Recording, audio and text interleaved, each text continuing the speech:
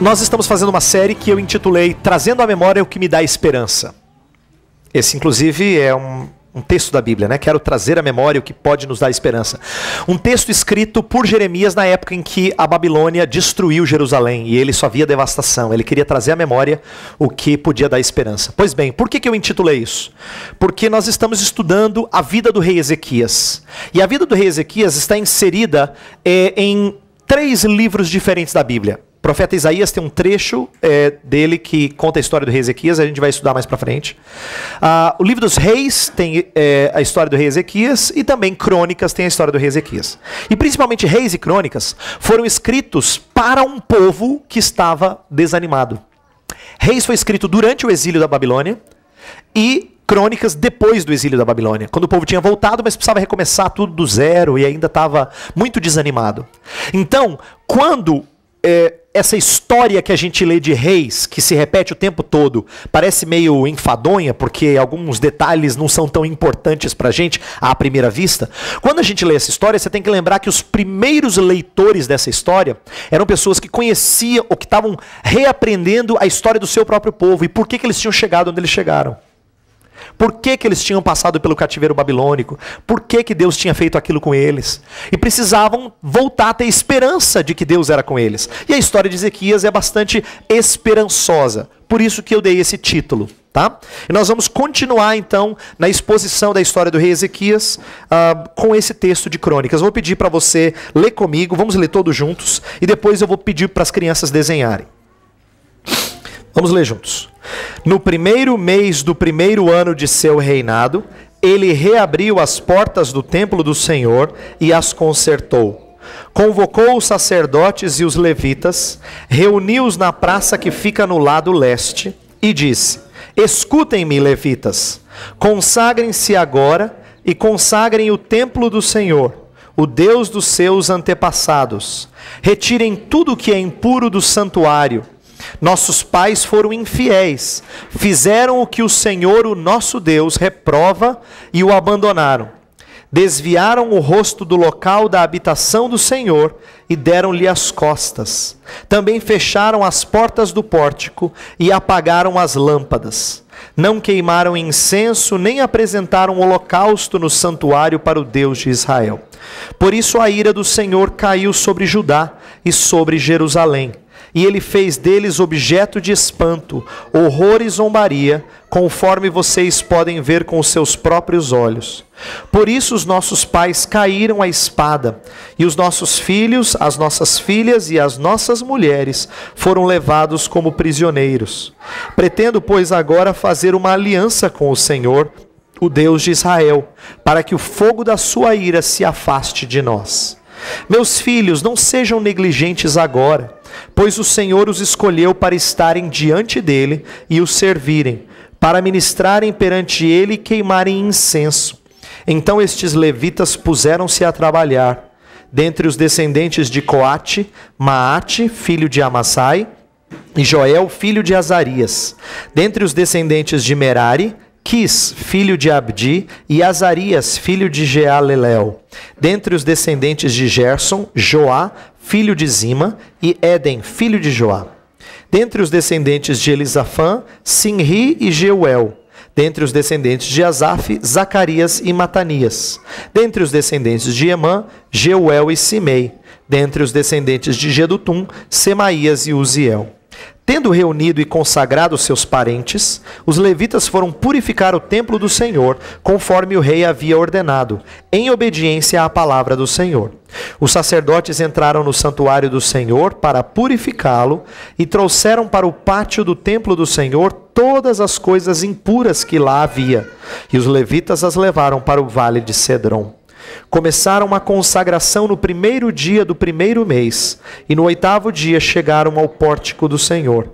Durante mais 8 dias consagraram o templo do Senhor propriamente dito, terminando tudo no 16º dia. Depois foram falar com o rei Ezequias e lhe relataram: Purificamos todo o templo do Senhor, o altar dos holocaustos e a mesa do pão consagrado, ambos com todos os seus utensílios. Preparamos e consagramos todos os utensílios que o rei Acás, em sua infidelidade, retirou durante o seu reinado. Eles estão em frente do altar do Senhor. Crianças, eu vou pedir que vocês desenhem uma coisa que vai ser bem criativa. E pais, não se frustrem com o desenho dos seus filhos, tá? Ele é muito revelador, né? Crianças, olha só. Desenhem, por favor, a coisa mais importante para vocês. Desenhe o que você pensar que é o mais importante para você. O que você mais gosta de fazer, pode ser. Ou uma pessoa que você gosta. Pode ser um lugar que você gosta. Não importa. Desenhe a coisa mais importante para você, tá? E por que eu peço às crianças para desenharem isso? Eu falei, pais, não se frustrem, porque às vezes crianças revelam o mundinho deles, né? E como eles gostam de coisas que são próprias de crianças. Mas talvez o seu filho foi bem treinado. Talvez o seu filho desenhe alguma coisa do tipo assim, ele vai desenhar alguma coisa sobre igreja, sobre Deus, Jesus. Crente esse menino, né? Se o apóstolo Paulo fosse perguntado assim, Paulo, qual é a coisa mais importante para você? Qual é aquele único princípio que rege a sua vida?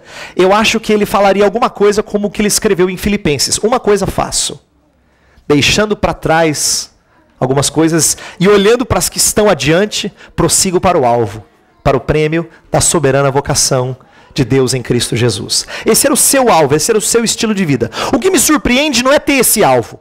O que me surpreende é que ele de fato viveu conforme esse alvo. Por quê? Desde o dia em que o apóstolo Paulo conheceu a Jesus Cristo lá na estrada para Damasco, quando ele estava rumo a perseguir cristãos e Jesus Cristo aparece a ele e ele crê em Cristo Jesus, a vida dele muda. Ele passa a adotar um estilo de vida que combina com essa uma coisa.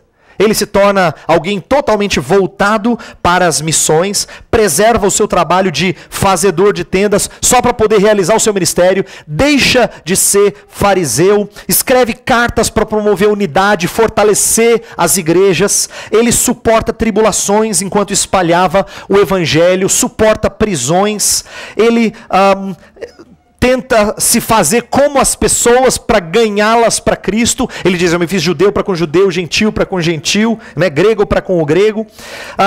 E ele batia em seu corpo, ele fala lá em Coríntios, figuradamente, eu esmurro o meu corpo a fim de não ser desqualificado para o prêmio.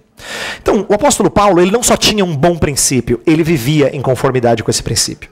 Se eu perguntasse para você hoje, qual é o seu princípio de vida? A coisa mais importante. Pedisse para você, adulto, desenhar. Talvez, bem treinado, como um bom cristão, você faria alguma coisa de acordo com, por exemplo, a primeira pergunta do breve catecismo de Westminster. Qual é o fim principal do homem?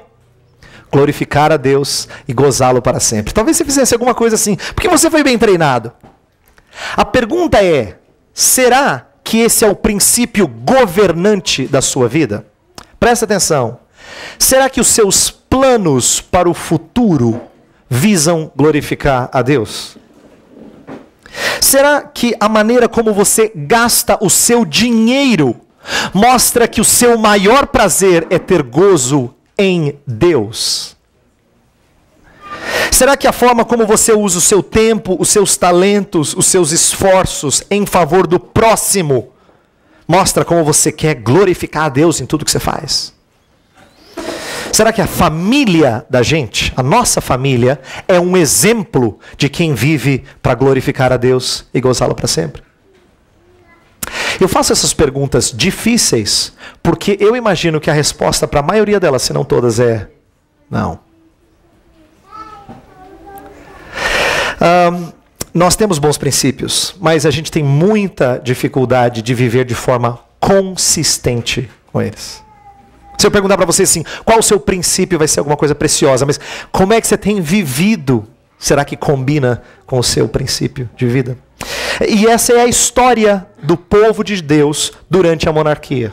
Sabe por quê? Durante o período dos reis, eles tinham um belo princípio. Eles tinham uma coisa que era o seu deleite, a sua alegria. E essa coisa pelo qual eles eram apaixonados, o objeto do seu orgulho, a fonte da sua alegria, era o templo. Era a cidade de Jerusalém. Porque lá estava o templo, a habitação de Deus. O Salmo 137 é um salmo que relata pessoas que estão fora da terra de Israel, eles estão na Babilônia, e eles estão tristes. Por quê? Porque eles estão longe de Jerusalém.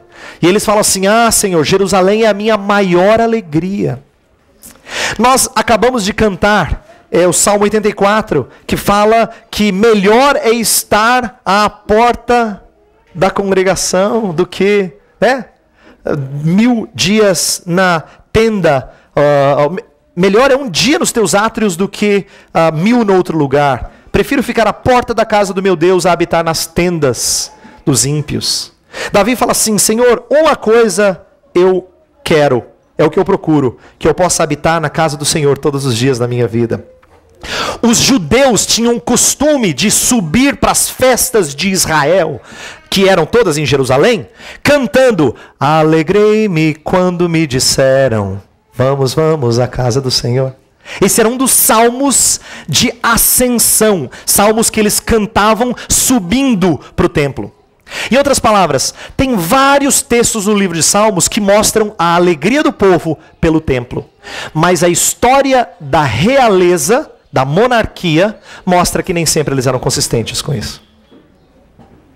É tristemente curioso você notar isso. Sabe por quê? Desde o começo, quando Deus estabelece morada entre o seu povo, cria o tabernáculo. O tabernáculo é o lugar provisório, a tenda da congregação, em que Deus se fazia presente, o povo ia adorá-lo lá. O tabernáculo era colocado propositalmente no meio das tribos. As tribos todas ficavam ao redor. Era uma forma de Deus ensinar: olha, isso aqui tem que ser o centro da vida de vocês. Mas a história da monarquia é uma história de quem não considerou isso. O reino de Israel, o reino do norte, se tornou idólatra desde o começo. O reino do sul tiveram vários reis. Teve vários reis que não consideraram o templo uma prioridade. Então, com isso, acabaram tirando Deus de cena. E por que eu estou falando tudo isso? Porque a nossa história é a história de um rei que percebeu que o que Judá cantava não combinava com o seu estilo de vida. Que é, muitas vezes, o que Deus nos faz perceber. Que algumas das coisas que a gente canta não combina com a forma como a gente vive. E ele resolveu fazer alguma coisa a esse respeito. Ezequias. Ele resolveu ser mais consistente. A sua primeira grande decisão no seu reinado foi tentar quebrar com essa inconsistência. E é isso que a gente vai estudar. Mas antes de falar de Ezequias propriamente dito, eu só gostaria que você entendesse como o templo é importante no livro das Crônicas, que é esse livro do qual a gente leu um trecho hoje. Por que eu quero começar com isso? Porque, olha que interessante. Ezequias, eu falei para vocês no começo, quando eu estava explicando a série, antes de ler o texto, que Ezequias tem o registro da história dele em 3 lugares diferentes. Reis e Isaías são bem parecidos. Crônicas é muito diferente dos outros. E o que é interessante disso? Crônicas gasta 3 capítulos para falar da reforma religiosa de Ezequias.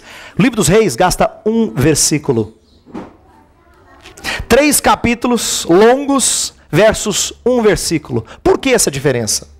São autores tratando da mesma história de uma perspectiva diferente. Não tem o mais certo. Ambos estão corretos. Só que Reis foca em medidas políticas, militares, em coisas que Ezequias fez em relação a povos vizinhos. Crônicas está focado nas reformas internas, na política interna de Ezequias, na forma como ele restaurou o culto que era idólatra. Então a gente percebe essa preocupação. Dar detalhes acerca da reforma, o foco no templo e junto com as suas atividades, junto com seus trabalhadores. É isso que Ezequias faz. Esse é o foco de Crônicas. Crônicas foi escrito por volta do ano 500 a.C. para um povo que já tinha passado um tempo no cativeiro da Babilônia e tinha voltado e tinha recomeçado, mas como todo recomeço, muito desanimador, tudo muito simples. O templo novo que eles construíram não era nada em comparação com o templo de Salomão, tão belo, tão cheio de glórias. Então, eles estavam desanimados, precisavam de encorajamento nessa reconstrução. Por isso que o livro das Crônicas é uma história do povo do início ao fim para encorajar. Inclusive tem uma coisa curiosa em Crônicas, que parece não fazer sentido. Crônicas começa com 9 capítulos de genealogia e começa com Adão. para dizer, eu vou contar a história inteira para vocês. E claro que o começo da história é só a genealogia, até chegar nos reis. Aí nos reis ele vai detalhando. Conta a história de Davi, de Salomão. E sempre com enfoque no templo. Presta atenção. Davi gasta uma boa parte da sua história em crônicas cuidando do templo. Ele quer construir o templo, Deus não deixa, mas ele faz os preparativos. E quando ele faz os preparativos, Deus vai então dando instruções a eles. Tem uma coisa muito curiosa do livro de crônicas. Não registra o pecado de Davi com Batseba, mas registra o pecado de levantamento do censo. Tem um momento que Davi fala assim, eu gostaria de saber quantos soldados eu tenho. E Deus entendeu que Davi estava sendo soberbo nisso, e por isso reconheceu como um pecado, e Davi foi castigado por isso. Mas por que esse pecado é registrado e não o adultério com Batseba?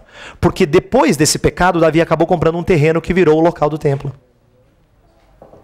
Tudo que Crônicas conta da história desses reis tem como foco o lugar da habitação de Deus. A história de Salomão é igual. Boa parte da história de Salomão é a construção do templo e depois a dedicação do templo. Depois vem a história dos reis que ou desprezaram o templo ou se importaram com ele, mas via de regra desprezaram o templo até o cativeiro babilônico. E aí vem a libertação, o decreto de Ciro, é a última coisa escrita lá em Crônicas que fazia com que o povo voltasse para sua terra e tivesse esperança de recomeçar. Essa é a história de Crônicas, sempre focado no templo. E é isso que eu gostaria que você entendesse. Crônicas está preocupado em zelar pelo templo. Por isso que a história de Ezequias vai receber tanta informação sobre o que ele fez no templo. Os 3 capítulos que estão em Crônicas representam só 7 meses do reinado de Ezequias. Ele reinou 29 anos, mas 7 meses recebem 3 capítulos. Os outros recebem poucos. Ele está preocupado em mostrar quão zeloso Ezequias foi pelo templo. Essa era a preocupação de Crônicas. É por isso que ele conta a história desse jeito. E aqui vem então a história de Ezequias. O que Ezequias faz? Ele faz contraste com seu pai. Seu pai foi idólatra, seu pai tirou as coisas do templo, a mobília do templo e levou para outros locais. E também acabou trazendo coisas impuras para dentro do templo. Usou as riquezas do templo, isso o pai, Acaz, usou as riquezas do templo como pagamento para proteger o povo, então pagou a Assíria para protegê-los de outros povos. Fechou as portas do templo. Como consequência disso, Deus acabou trazendo uma espécie de mini cativeiro durante os dias de Acaz. Eles foram levados para alguns locais. Nada como o cativeiro babilônico, mas isso aconteceu. E eu estou contando isso tudo porque Ezequias cresceu vendo isso. Quando ele assume o reinado, ele demonstra que ele está muito focado. Porque a ideia de purificar o templo acontece no primeiro mês do seu reinado. Assume o trono e diz, pessoal, nós vamos limpar o templo. Isso só pode significar uma coisa: durante o período do reinado do seu pai, ele viu tudo aquilo e provavelmente ficou enojado com tudo aquilo. Transtornado com tudo aquilo. Como Deus estava trabalhando na vida desse jovem, ele resolve no primeiro mês do seu reinado fazer isso. Verso 3 do nosso texto. Olha só. No primeiro mês do primeiro ano de seu reinado, ele reabriu as portas do templo do Senhor e as consertou. Ele resolveu focar naquilo que era prioridade. E entenda bem, tinha muitas outras coisas para fazer. Tinham povos vizinhos que estavam ameaçando a Judá de invadirem, de tomarem riquezas. Ele tinha muitas preocupações, como é típico de qualquer governante. Qualquer prefeito, governador, presidente que assuma, tem muitas preocupações. Nós normalmente falamos assim, fulano, ciclano não atentou para isso. Mas ele ou ela tem muitas preocupações. A questão não é ter muitas preocupações, todos têm. A questão é o que é prioridade. E aqui nós vemos a prioridade para Ezequias, focar no templo. Olha o verso 4 que ele fez. Ele reúne os trabalhadores do templo, convocou os sacerdotes e os levitas, reuniu-os na praça que fica no lado leste. Resolveu chamá-los à responsabilidade e deu um dever para eles. Olha o verso 11. Olha como ele trata carinhosamente. Verso 11. Meus filhos, não sejam negligentes agora, pois o Senhor os escolheu para estarem diante dele e o servirem, para ministrarem perante ele e queimarem incenso. Na verdade, ele está falando meus filhos com carinho, mas ele está dizendo assim, vocês têm uma responsabilidade. Deus os chamou para isso. Hajam em conformidade com o chamado de Deus. Essa é a responsabilidade sua. E essa exortação é para que eles então comecem a se purificar. Tanto é que, olha só, verso 5 fala que eles foram chamados a se purificarem. Ezequias falou assim: escutem-me, levitas, consagrem-se agora e consagrem o templo do Senhor, o Deus dos antepassados. Consagrem-se e consagrem o templo. Percebe a ordem? Olha o verso 15. Tendo reunido e consagrado os seus parentes, os levitas foram purificar o templo. Primeiro, purifica-se. Depois, purifica o templo. Tem um princípio importante aqui. Nós devemos zelar pela pureza da igreja. Mas isso é a começar em mim. Quebra corações, né? Você começa consigo. Você fala assim: Senhor, eu preciso ser puro. E eu quero ajudar o meu irmão a ser puro. Mas eu preciso limpar-me, em primeiro lugar. Então essa ordem é importante. Santificação de si mesmo sempre precede qualquer purificação do povo de Deus. E veja, adorar aqui no templo, Jesus ensinou isso. Se você vai adorar, se você vai levar um sacrifício para o templo, mas você tem algum problema com seu irmão, deixa o animal lá. Primeiro vai resolver isso, depois vem adorar a Deus. Por quê? Porque o entendimento deve ser que purificação precede qualquer outro ato religioso. Quando nós cremos em Deus, nosso zelo tem que ser para que nós sejamos purificados. E isso seja um pré-requisito para qualquer momento de adoração, por exemplo, de serviço na casa de Deus. Já pensou que precioso se alguém te convocasse para ajudar com as cadeiras e você antes falasse assim: Senhor, eu gostaria de orar durante a semana, porque eu vou começar a servir mais na igreja, isso é tão especial para mim. Não, você vai só mexer com cadeira. Não, mas eu vou começar a servir na igreja. E qualquer serviço eu gostaria de estar limpo. Se esse fosse o nosso alvo, o nosso anseio, não é? Aí, depois de chamá-los a purificarem-se, nós percebemos que Ezequias descreve aqui a rebelião dos seus antecessores. Versos 6 e 7 ele fala assim: olha, nossos pais foram infiéis, fizeram aquilo que o Senhor reprova, eles tornaram o templo impuro, eles fecharam as portas do templo, eles não adoraram devidamente. Começa a descrever essa rebelião. E o que você faz depois que os seus pais estragaram tanto? Ele faz uma coisa importante na história de Crônicas. Ele renova a aliança. Você apazigua a ira de Deus, renovando a aliança com Deus. Olha o verso 10. Governantes de Sodoma, ouçam a palavra do Senhor. Perdão, estou lendo do texto errado. Pretendo, pois, agora fazer uma aliança com o Senhor, o Deus de Israel, para que o fogo da sua ira se afaste de nós. Pretendo fazer uma aliança com o Senhor. Ele quer renovar o trato que ele tem, o relacionamento pactual que ele tem com Deus. E fazer isso em nome do povo. Essa é uma prática comum nas histórias dos reis que fizeram reformas. Antes de fazer reformas religiosas no meio do povo, eles renovavam sua aliança com Deus. Isso era comum. E isso ensina algumas coisas pra gente sobre a importância de nós reafirmarmos nossos votos para com Deus. Lembra que eu falei isso no final do ano passado?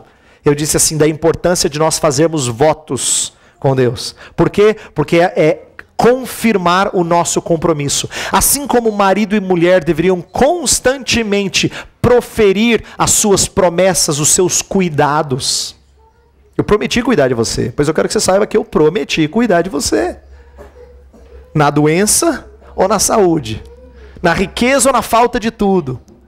Eu não estou falando de fazer necessariamente um voto formal, mas de confirmar aliança.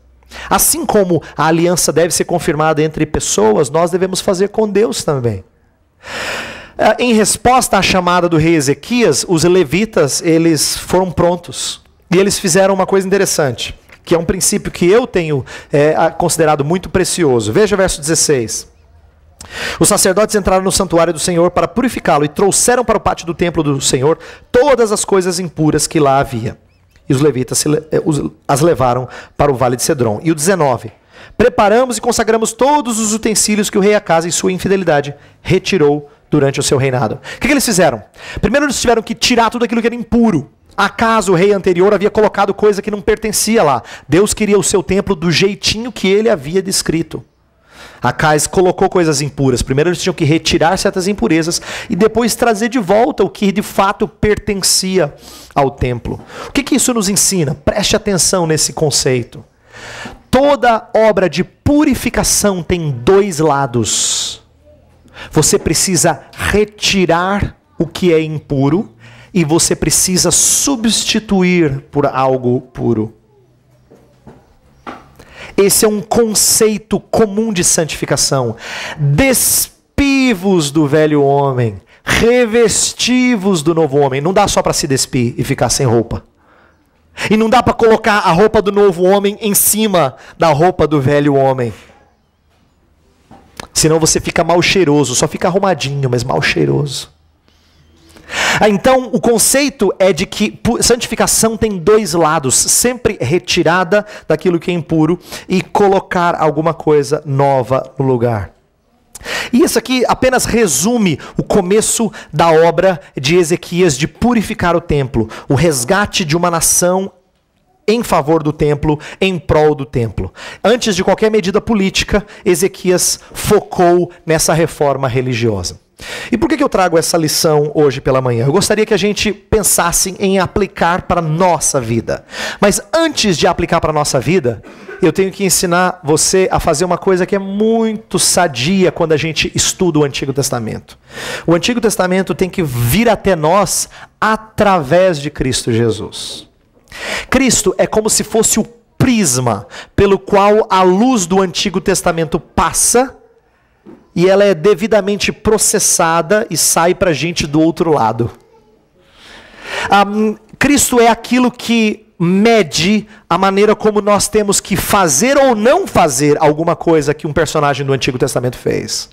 Não basta a gente simplesmente olhar e dizer, não, é um exemplo para a gente. Não, a gente tem que aprender a filtrar através do Novo Testamento, da pessoa de Cristo e daquilo que ele ensinou aos seus apóstolos. Então eu queria que a gente olhasse para Ezequias através de Cristo. Em que sentido Ezequias aponta para Cristo? Talvez hajam vários aspectos, mas o de hoje que eu gostaria de focar é que ele aponta para Cristo, ainda que imperfeitamente, no seu zelo pela casa de Deus. Jesus Cristo é marcado no seu ministério por esse zelo pelo templo. A gente poderia citar algumas outras passagens, como na infância ele já está na casa do seu pai adorando e tal, mas eu queria focar naquela passagem que você se lembra que Jesus fica irado. Tem mercadores no templo, ele faz um chicote e ele sai batendo e fazendo algazarra e derrubando mesa. E quem visse aquilo provavelmente diria assim, Jesus, faz favor, não perde a cabeça, né? É curioso ver que Jesus fez coisas tão fortes e tão marcantes que alguém pensaria que aquilo era perder a paciência. Mas a Escritura em nenhum momento retrata que Jesus Cristo pecou. Ele foi semelhante a nós em todas as coisas, exceto no pecado. Então a sua ira foi expressão de algo muitíssimo santo. Diz o texto de João capítulo 2, que quando Jesus fez isso, os apóstolos lembraram de uma passagem. Uma passagem que está lá no livro de Salmos, que fala assim, o zelo pela tua casa me consumirá. É exatamente isso que estava acontecendo naquela história. Jesus estava agindo daquele jeito porque ele tinha zelo pela casa de Deus. Zelo pela casa de Deus. E é isso que eu gostaria que nós entendêssemos e focássemos. Lembra, não é zelo pelo lugar. A gente pode gostar demais desse lugar aqui, mas não tem nada a ver com o que Jesus Cristo está demonstrando. Jesus, 2 capítulos depois, fala com uma mulher samaritana e diz assim, ó, não importa onde adora. Se é aqui, se é em outro lugar, mas é em espírito e em verdade. Então ele não está preocupado com o local. Ele está preocupado com a habitação de Deus, com aquilo que nós viríamos a ser. Lembra que, eu não sei se você se recorda, depois dessa história em que ele mexe no templo, ele fala uma coisa que assusta as pessoas, incomoda alguns. Ele fala assim, ó, eu vou destruir esse templo e vou reconstruí-lo em 3 dias. Aí as pessoas falam, quê? O que você está pensando que você é? Eles não sabiam que eles estavam falando com aquele em quem habita a plenitude da divindade. Ele morreria e ressurgiria em 3 dias. A habitação de Deus seria destruída Tem 3 dias. Ele estava falando de si mesmo. Ele é a habitação de Deus plena. E ele está construindo o seu povo para ser a habitação de Deus. É isso que Paulo fala em Efésios 2, Pedro fala em 1 Pedro 2. Então a história de Ezequias, num certo sentido, é um vislumbre daquilo que Jesus está fazendo na nossa vida. E eu quero então terminar pensando em algumas coisas do que Deus está fazendo na nossa vida. Eu não quero aqui que a aplicação seja assim: olha, meus irmãos, quando vocês vierem para o templo, faça favor de ficarem todos em oração. Isso é um princípio bom, mas não é porque esse local é santo. Ou quando vocês vierem para cá, por favor, não façam muita algazarra. Esse é um bom princípio, mas não é porque esse local é santo. Nós somos a habitação do Espírito de Deus, tanto individual quanto corporativamente. Portanto, o nosso zelo tem que ser para com a habitação de Deus. Talvez, e eu acho que eu estou certo em dizer muito provavelmente, você é parecido com a história da monarquia. Você tem um belo princípio de zelar pelas coisas de Deus. Tanto é que você está aqui hoje. Mas você sabe que a sua vida é repleta de inconsistências, de inconstâncias, em que o princípio se dissipa. Ele perde sentido porque as coisas que você faz não combinam com esse princípio. A Escritura chama você a ser zeloso, a renovar a sua aliança com o Senhor e a ter um zelo pelo templo diferenciado do que você teve antes. Eu gostaria que você pensasse nisso. Por quê? Porque se tem uma coisa que você tem que fazer, se eu perguntasse assim, qual é o seu plano para 2013? Você tinha que dizer assim: cuidar do templo, pastor. Cuidar do templo. Eu preciso cuidar muito do templo. Ele está muito estragado. Está muito estragado. O lugar em que o Espírito de Deus habita precisa de muita renovação. Está muito capenga. Não combina com a habitação de Deus, do Santíssimo. Não combina. Isso aqui, precisa de limpeza. Precisa de renovação. E como seria precioso se esse fosse o nosso alvo, o nosso objetivo principal, aquela uma coisa que você desenharia no papel, se eu pedisse para você, adulto, desenhar. Qual é a uma coisa, o princípio regulador da sua vida? E você dissesse: zelar pelo templo. Eu queria que você fizesse isso com a sabedoria que a palavra te ensina. Lembra que purificar a sua vida, purificar a vida dos que estão ao seu redor, ser instrumento de Deus para purificar a vida da igreja, exige que você faça do jeito que a Escritura ensina. Santificação sempre tem 2 lados, lembra? Tem o lado de retirar o que é mal e o lado de colocar o que é bom. Alguns de nós somos muito empolgados por tirar certos hábitos, mas não sabem colocar novos e santos hábitos no lugar disso. O que acontece? Você fica vulnerável a novas idolatrias.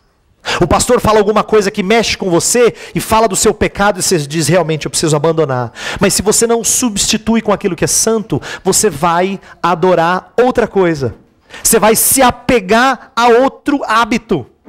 Porque você é assim, o seu coração é assim, o meu também. Então, se você não aprender a não só tirar o que é ruim, mas colocar o que é bom em lugar, você vai ser uma pessoa sempre escrava dos seus vícios. Mas tem o contrário também. Alguns de vocês são muito empolgados para colocar alguns bons hábitos na vida. Eu vou começar a fazer umas coisas diferentes na minha vida. Só que sem retirar os maus hábitos. E isso é hipocrisia. O primeiro que não repõe com bons hábitos é ou desinteressado ou no mínimo vulnerável. E o segundo é hipócrita, porque leva a vida dupla. Leva a vida dupla. Ele consegue manter impurezas junto com práticas santas. Aprenda que para cuidar do templo, você precisa agir do jeito que a palavra fala. Você precisa de uma bela de uma faxina. Mas depois você precisa colocar a mobília no lugar. Você precisa parar as coisas, colocando as práticas santas no seu devido lugar. Se você não estabelecer esses alvos e não tomar essas medidas, você vai estar sujeito a voltar a outras práticas pecaminosas, ainda que não aquelas que você disse que ia abandonar. Então, aprendamos a cuidar do templo como alvo de vida, tanto individual quanto corporativamente. Sabe que essa tem que ser a maior preocupação minha como pastor, dos líderes da igreja e sua. Como é que a igreja anda? Ela anda em santidade? É uma igreja sadia. Se ela não anda em santidade, ela não é uma igreja sadia. Esse tem que ser o nosso alvo número 1. Zelar pelo templo. Vamos orar.